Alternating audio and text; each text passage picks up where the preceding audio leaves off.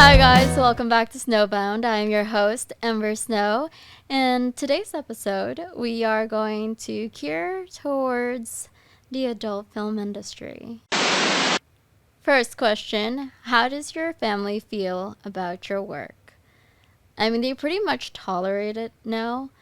The thing is, they did have a problem with it in the beginning, but now that they see that this is something that I'm taking very seriously, like I'm making a career out of it, and it's my choice, my business, and my body, so it's like they pretty much can't do anything other than be there for me. So they tolerate it now.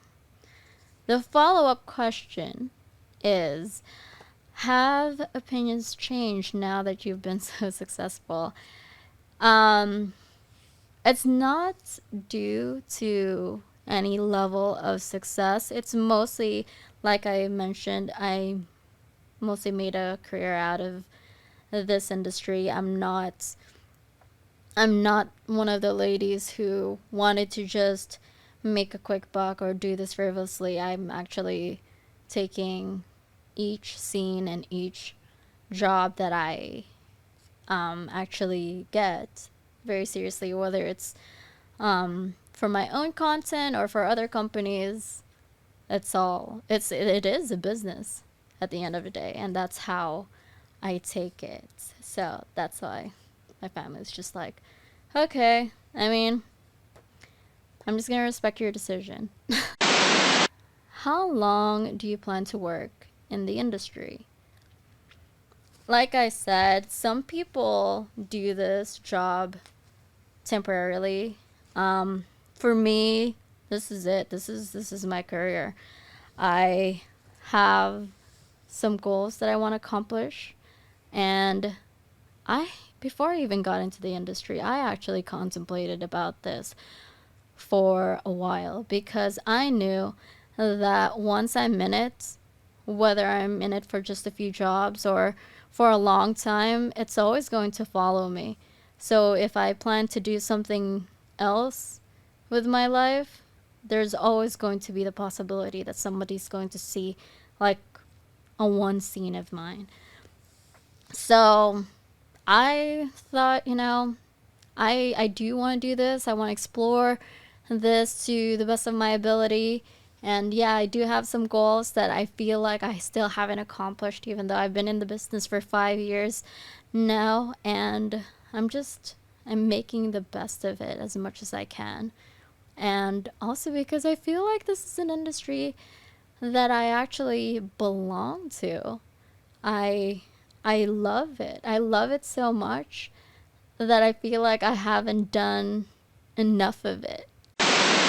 What would you like to do after you stop performing in the adult film industry? Will you go behind the camera, work on the business side more, or something else?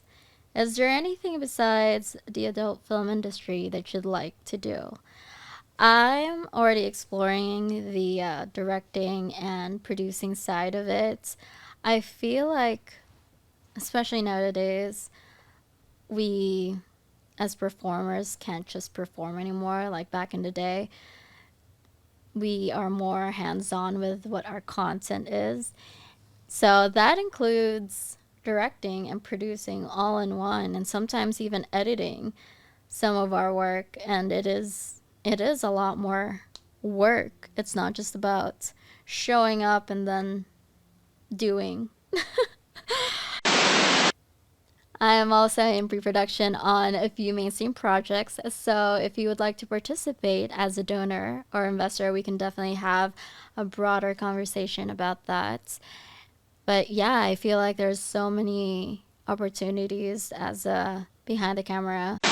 I love being in front of the camera so much. Like I mentioned earlier, it's just, I have no intention of quitting anytime soon. So for those of you who thought that I have quit, no, I have not. I'm still going. And I think I'm doing pretty well, don't you think? If not, you need to look at the more recent work that I've done. What do you need to do day to day to run your business? Mostly, it has something to do with shooting content. Like, new content is always, like, I feel like a must. Whether it's just pictures or a few videos or even the everything that you guys have been seeing that's like very long. Because consistency is a key when it comes to running a business, and also interacting with the fans. That is another, in my opinion, key in this business, is the fan interaction. And if I'm bad with like social media, I'm sorry ahead of time, but it's mostly because I want to pay extra attention to everybody else who's actually subscribed or actually part of another website to keep in contact with me. And with everything that's going on, it's just so much easier for me to actually organize what each platform is.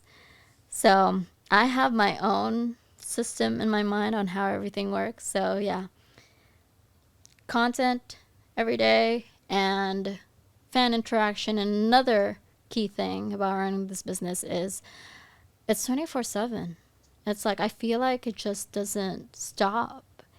Even when I'm on a vacation, there are still some things that I can do business wise. Like, again, taking pictures and doing little videos. Those all count as like running this business. What changes would you like to see in the adult film industry?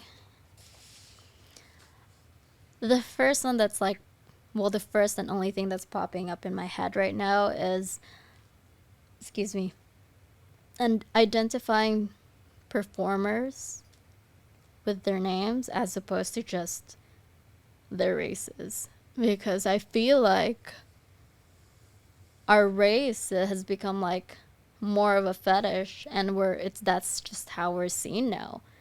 Like, we're not, it's not the way it used to be, where it's like, oh, this is so and so performing in this scene. It's about small Asian girl gets something with with something. You guys have been on the hub, you know what I'm talking about. It's not just about the names anymore. It's more like the fetishes when it comes to this industry, and I feel like we've lost touch with who we are as a person. And I hope that we haven't lost being seen as a person. Is there a particular type of shoots you love to do? Oh boy. There's a lot of scenes that I love to do, but more specifically speaking, I am really getting into a multiple person kind of scene. I have been doing it through the years, but not as often. I don't know what it is. I think people still think I'm like the goody two shoes. So I'm not really getting cast into this multiple person kind of scene, but I would love to do more of it, especially if it has to do with like a man and a woman at the same time, because you get both. I'm bisexual, so I get both. But it's I don't know. It's so much more kinky. It's so much more fun. It's wilder than just one person that you work with. I have no problem doing those, but I've been leaning more towards doing multiple people kind of scenes. They're crazier. Oh, this is a follow-up question. Is there one that you don't like? Yeah, I don't like the ones that has something to do with getting humiliated or degraded or painful. Like, I'm just not I'm not that type of girl. I'm not really submissive. Even if it seems like I am, I don't like being told what to do. I And if there is a girl out there who is into pain and I have to work with her, I just can't. I can't do it. I can't hurt a girl or even like humiliate her. Um, but yeah, those are. I thankfully I haven't done scenes like that, but yeah, those are no fun for me. I'm more of a sex positive person, so anything that has to do with like being happy with doing what you're doing and being aggressive, and by that I mean like getting what you want when you want it, I'm all for that. What porn stars inspire you? I'm going to name like my top three, because the ones that I can think of are like Asia Carrera, Kobe Tai, and Kaylani Lay. Notice they're all Asians, but they're they're my top three because I actually used to watch them before I got into the industry, and I felt like the scenes that they were cast in, it wasn't based on their race. I mean, they would play something like, detective or policewoman, nothing that has to do with them being Asians. They're just these women who you might actually run into work, or someone in the neighborhood. They're not identified as like, oh, Asian or Chinese or Filipino. But yeah, I loved I loved watching them. Oh, I think this is a follow-up question too. Did any inspire you to get into the industry? I kind of answered that, but yeah, I they did, because I thought that by after watching them, it's like, oh, if they can do it, then I can do it too. All of them inspired me to get into the industry, especially someone like Kobe Tai and Kaylani Lay, because I feel like I relate to them more because they're petite. I mean, nothing against Asia Carrera. She's phenomenal as the way she is, except Kobe Tai and Kaylani were like very short, so I examined them a lot more. But yeah, they're the reason why I also love this business so much, because they also were having fun doing what they were doing. Have you worked with any of them? Not the first two. Just Kaylani. We actually did the scene. It's an all-girl scene for Wicked. That's the only time. I mean, we met each other on set once, but then that's it. We didn't actually work for this Wicked picture. It was geared towards. Oh man, I don't know if I can be descriptive about it, because it can get too X-rated. You're just gonna have to watch it and see for yourself, like what I'm talking about. Because I can't be X-rated. I'm sorry. You're gonna have to watch it. But yeah, I mean, I have worked with someone like Julianne. She's another performer who I watched before I got into the industry, and we actually did a scene together. And I mean, in the beginning, I couldn't hold it. I was like starstruck because I used to just watch her, but finally working with her was just like mind blowing. But she's amazing. I feel like she's one of the performers who I can count on, whether I work with her or not. And I feel the same way about someone like Nina Hartley and Christy Canyon. Granted, I never worked with them, but they are also two women who I feel like I can count on. Who do you want to work with that you haven't? Okay, I'm gonna give you guys like 3 names.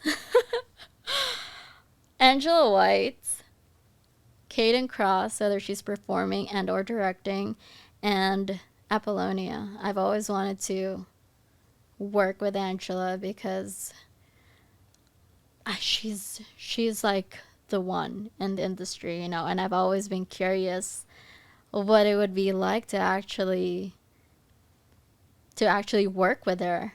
I was about to say have her, but actually work with her. And I feel like everybody else got to. I haven't yet. I want to know. And I feel like with Angela and Kaden, I feel like I can, because they've also been in this industry for a while, I can learn some things from them that I haven't learned yet. And I mean, Angela also produces her own things, but yeah, those two women, they're like the powerhouses in the industry. Apollonia, because I've always wanted to work with somebody in Europe. She's only one of the performance in Europe who I've always been curious about. So, girl crush.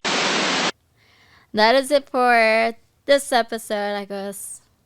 I'll see you guys in the next one, and hopefully you have learned some things about the industry or some things about me and how I feel about the industry. Catch you guys later.